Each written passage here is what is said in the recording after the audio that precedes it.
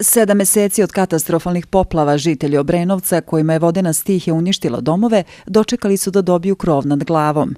Ključev od 39 kuća ugroženim porodicama uručili su predsjednik Srbije Tomislav Nikolić i premijer Aleksandar Vučić. 25 kuća su donacija Kuvajta, a 14 kuća je izgrađeno donacijom Ujedinjenih Arapskih Emirata. Višečlana delegacija u kojoj su pored predsjednika i premijera Srbije bili i ministri, ambasadori, šef delegacije Evropske unije i gradonačelnik Beograda, obišla je potom i osnovnu školu Posavski partizani. Moje je da objektivno i ozbiljno i profesionalno priznam da mi ne bismo mogli sve da uradimo i da završimo bez velike pomoći naših evropskih prijatelja i mnogih drugih prijatelja.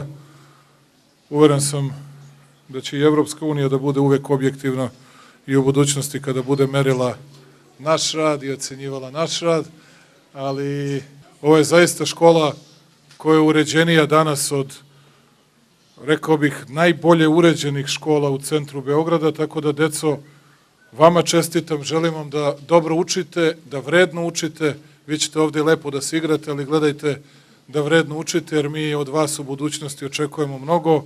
Obrenovačka deca su imala nesreću da niti su imala kuću iz koje bi pošli, niti su imali školu u koju bi stigli. Sada, pred zimu, pred kraj ove godine, imaju kuću u kojoj žive i imaju školu u koju idu, u kojoj se vaspitavaju i u kojoj će naučiti da postanu dobri ljudi. Škola je obnovljena sredstvima Evropske unije u vrednosti od 160.000 evra.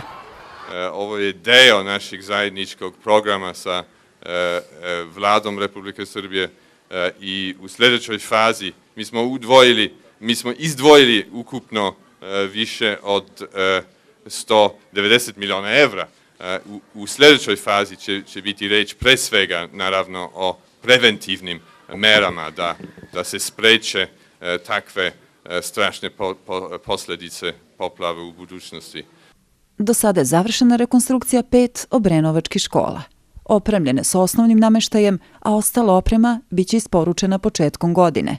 Zaključno sa 8. decembrom, finansijsku materijalnu pomoć u Obrenovcu dobilo je 5.869 domaćinstava, ukupne vrednosti od 1,72 milijarde dinara.